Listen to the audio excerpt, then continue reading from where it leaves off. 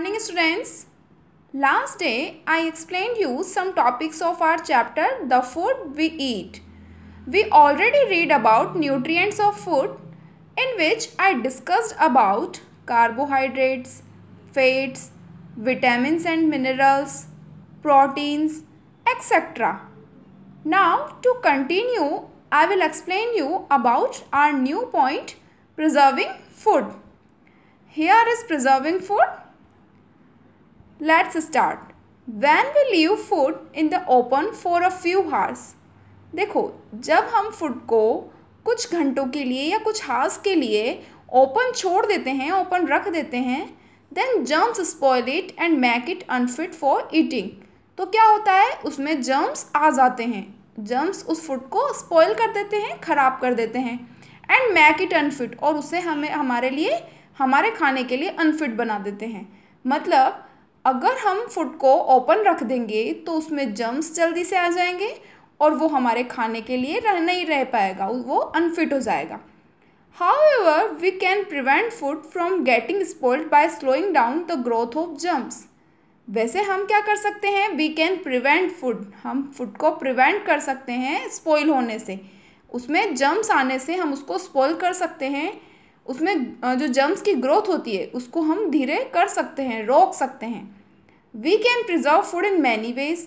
हम फूड को प्रिजर्व कर सकते हैं बहुत ही तरीक़ों से. बहुत सारे प्रोसेसेस हैं जिससे हम क्या कर सकते हैं, फूड को प्रिजर्व कर सकते हैं. उसमें जर्म्स की ग्रोथ को रोक सकते हैं या स्लो कर सकते हैं. हियर आर सम प्रोसेसेस जिनसे हम क्या कर सकते हैं, फूड को प्रिजर्व कर सकते हैं. Here is our first process, refrigeration. देखो, रेफ्रिजरेट करके हम फूड को उसमें क्या कर सकते हैं, जर्म्स की ग्रोथ को रोक सकते हैं. इट मीन्स फूड को प्रिजर्व कर सकते हैं. Germs grow well in warm and moist places. देखो क्या होता है, जर्म्स जो होते हैं वो mostly warm and moist places में ग्रो करते हैं. इट मीन्स जो जगह गर्म है, वार्म है एंड मॉइस्ट है, जहाँ मॉइस्चराइजर ज़्यादा है, उस प्लेस में जर्म्स के ग्रो होने के जो परसेंट होती हैं वो ज़्यादा होती हैं. But they do not grow well in cold and dry places. But वो कोल्ड और ड्राई प्लेसेस में जो उनकी ग्रो होती है वो बहुत ही कम होती है, धीरे होती है. The temperature inside a refrigerator is very low. जो टेम्परेचर होता है वो रेफ्रिजरेटर के अंदर बहुत ही लो होता है, बहुत ही कम होता है. Germs can not grow well inside it. जो जर्म्स होते हैं वो इसके अंदर अच्छे से ग्रो नहीं कर पाते. किसके अंदर, रेफ्रिजरेटर के अंदर. देखो, हमने पढ़ा जर्म्स जो हैं वो वार्म एंड मॉइस्ट प्लेस में ज़्यादा अच्छे से ग्रो करते हैं, बट वो कोल्ड और ड्राई प्लेस में इतना अच्छे से ग्रो नहीं कर पाते. अब हम जानते हैं कि टेम्परेचर जो होता है वो रेफ्रिजरेटर का बहुत ही लो होता है. So germs can not grow well inside it. तो इसलिए जर्म्स यहाँ पे अच्छे से ग्रो नहीं कर पाते. So we can keep vegetables, fruits and cooked food fresh for a few days in a refrigerator. So इसलिए हम क्या कर सकते हैं, वेजिटेबल्स को, फ्रूट्स को, और जो फूड हमने कुक कर चुके हैं ऑलरेडी, जो कुक कर लिया है, उस फूड को भी हम इसमें कुछ दिनों तक रेफ्रिजरेटर में रख के फ्रेश रख सकते हैं. इट मीन्स उसमें जर्म्स जल्दी से ग्रो नहीं करेंगे और क्या होगा, वो फूड फ्रेश रहेगा. तो ये एक प्रोसेस हमने रीड किया जिससे हम फूड को प्रिजर्व कर सकते हैं. Now our second process, deep freezing. हम डीप फ्रीजिंग करके भी फूड को प्रिजर्व कर सकते हैं. A deep freezer is a very cold place. देखो, एक डीप फ्रीजर जो होता है वो बहुत ही ठंडा प्लेस होता है, बहुत ही कोल्ड प्लेस होता है. When we kept meat, fish or vegetables such as peas and carrots in a freezer. हम क्या करते हैं, उसमें मीट, फिश और बहुत सारी vegetables, for example peas, carrots, इनको हम फ्रीज़र के अंदर रख सकते हैं. They get frozen. ये क्या हो जाते हैं, बाद में फ्रोज़न हो जाते हैं. फ्रीज़र में रखने के बाद ये किस में हो जाते हैं, चेंज, फ्रोज़न में. The water present in these foods turns into ice. होता क्या है कि इनके अंदर जो वेजिटेबल, मीट, फिश, इन सब में जो वाटर इनसाइड, इनके अंदर जो वाटर होता है वो क्या, किस में चेंज हो जाता है, आइस में. क्योंकि हमने किस में रखा, उसे डीप फ्रीज़र में रख दिया. इसलिए क्या करेंगे, इसलिए क्या हो जाता है, उसका वाटर जो है वो टर्न होकर आइस में कन्वर्ट हो जाता है.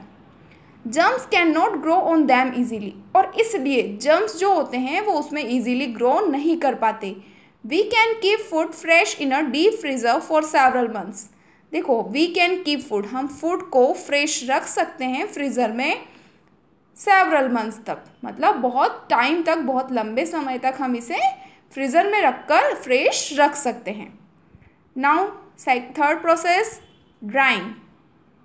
Drawing is one of the oldest methods use to preserve food.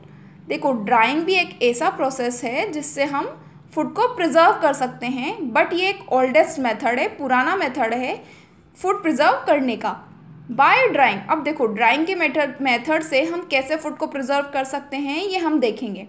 The water content in the food is removed. इसमें क्या किया जाता है, जो फूड के अंदर वाटर होता है, जो भी फूड जितना भी वाटर कंटेन करता है उसको रिमूव किया जाता है, यानी उसे हटा दिया जाता है। The dried food is sealed in packets to protect it. और जो ड्राइड फूड बचा, इट मीन्स हमने देखो फूड में जो कंटेन हो रहा है वाटर, उसको तो रिमूव कर दिया, अब जो फूड बचेगा उसको हम पैकेट में डाल के सील कर दिया जाता है to protect it from the moisture in the air. जो एयर में प्रेजेंट मॉइस्चर है उससे बचाने के लिए, उससे प्रोटेक्ट करने के लिए इसे क्या कर दिया जाता है, पैकेट में सील कर दिया जाता है।